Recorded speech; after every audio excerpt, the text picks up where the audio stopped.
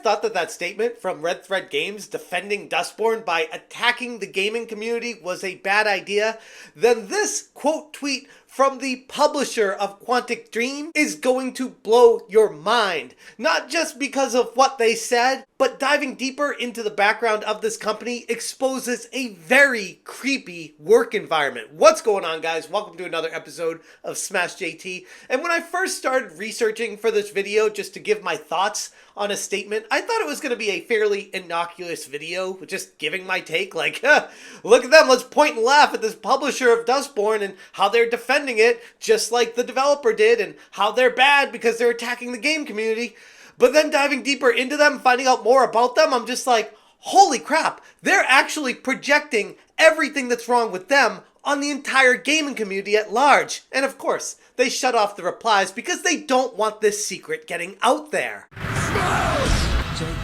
Hit that subscribe, give me a like, and check out smashjt.com for the full and exhaustive article of just how deep this rabbit hole goes with Quantic Dream. And holy crap, is it a crazy one. Let's first start off with this statement that they made in response to Red Thread Games talking about their message to the community of, 83 max players of Dustborn? Whatever, let's not get caught in the details, but a quick background before I go into this. Quantic Dream is the publisher for the developer Red Thread Games of Dustborn. So it is in their best interest for this game to be received positively because there is a financial gain to be had there. Quantic Dream on Twitter quote tweeted Red Thread Games' message to their community stating, "We want to express our heartfelt support for our partners at Red Thread Games. We stand united against hate in all its forms."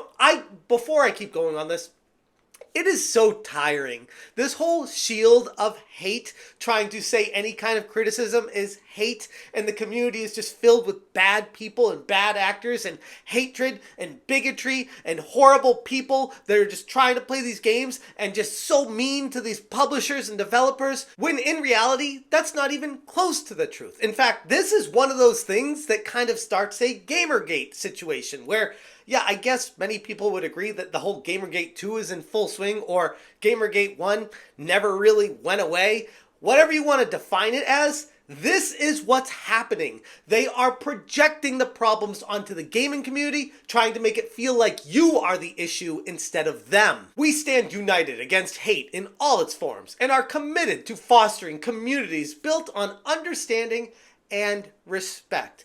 Which I guess, if you want to do a professional message and just say, hey, let's do a generic something that will be accepted, or at least historically accepted in the community, we'll say something like this and just, let people say their piece.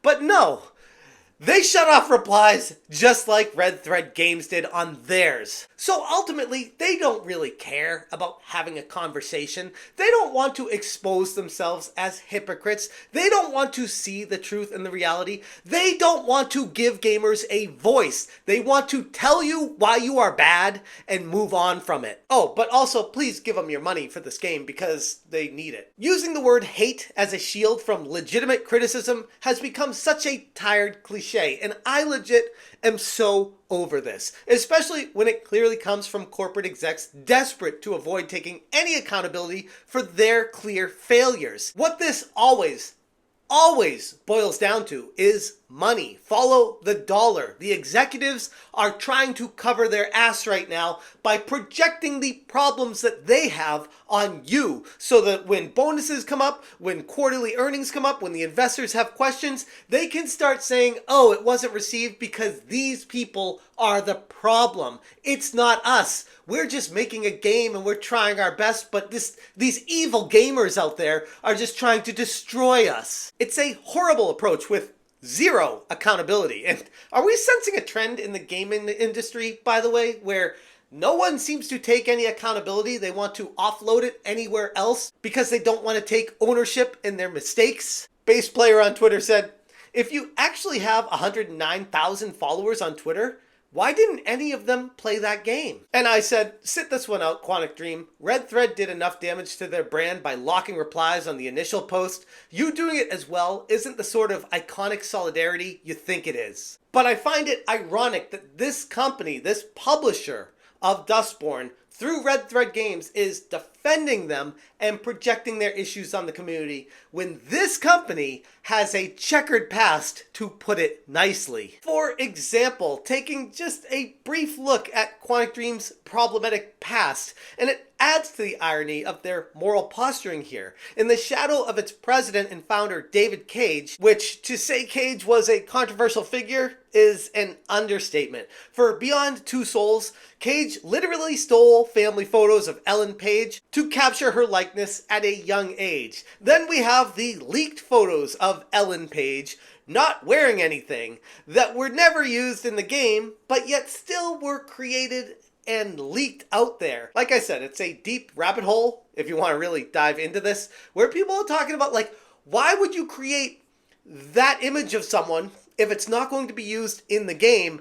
And then furthermore, how is it getting leaked out? What kind of creep is doing this stuff? Cage's tenure at Quantic Dream is marred with allegations of a toxic work environment and deeply troubling remarks. Reddit provided some serious insight on this situation at large. It was alleged that he referred to all female characters in his games as whores, and he stated that Quantic Dream didn't make games for FAG, I'm not going to say it because of the YouTube stuff, but these were things that were alleged being said by Cage. And although he denied these allegations, pairing it up with everything else that had been happening definitely still paints a picture of toxic work environment and the culture at large. Based on my research on him, the dude strikes me as a real creep. There are countless lawsuits, accusations, sexual harassment, lots of threats from former co-workers, people at the company, things that are just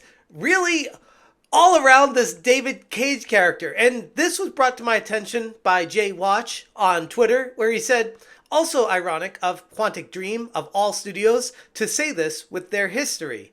And I said, what's with their history? Because honestly, I had no idea. And he said back, David Cage, their former founder, and researching it, he's actually now the current president, was one of the creepiest people on the planet. For Beyond Two Souls, he literally stole family photos of Ellen Page, who starred in the games, so he could get her likeness at a young age. And Jay thought he was kicked out of the company, but no, he is still showing up on the board of About Us as the president. And he had allegations talking about how we called people things and said things about people that just really wouldn't fly in any company professionally. And it doesn't stop with him either. We also have Guame de Fondemir, the CEO and head of publishing at Quantic Dream, who was quoted in one of the lawsuits where he said, "I'm not under oath, so can I lie?" First off, who says that, like, out loud? That's just one of those things, like, what? Just, you can't make sense of it. But these are the people up top at Quantic Dream. The same people that are telling you how you should be acting and why you're the bad person. The same company is now throwing stones at the gaming community at large. It seems like they're desperately trying to bury their own skeletons while pointing the finger at anything but themselves. And this goes a lot deeper, stuff that I can't even talk about on this channel. If you want to find out more, I will link the Smash JT article in the description below that goes into everything that I found about Quantic Dream and how hysterical it is that they are trying to point the finger at you when they are the last people that should be casting stones at anybody. Ultimately, Quantic Dream's statement is nothing more than a clear attempt at deflection. The gaming community is not buying it, nor the game for that matter. The developer and publisher are clearly trying to incite flames of Gamergate 2 by blaming the community for their pathetic release. But at the end of the day, Dustborn, a game many see as taxpayer-funded propaganda, falters on its own lack of merit. And clearly, they're not just going to come forward with a statement being like, hey guys, we knew we put out a crap game, we just wish you bought it. That's not in the realm of feasibility when you're trying to sell something. So the only other thing you can do when your game falls flat on its face, when it's clear propaganda and it's a terrible game experience, is just to say, yeah, it's not our fault that we made a bad game. It's clearly your fault for not buying it. It's well beyond time for these companies to stop hiding behind accusations of hate and start owning up to their own failures. But based off what I've learned here, Quantic Dream has a lot to hide themselves. The community in general deserves far better than being scapegoated for their poor decisions. We aren't falling for this again. And like I said, there's far more information that I could get into here, but with YouTube being as weird as YouTube is, I'm glad I have my own website where I can say what I want to say and not worry about being censored there. So again, check out smashjt.com for the full article. Thank you guys so much for watching. If you appreciate what I'm doing, please consider hitting that join button. And as always, you stay smashing. Smash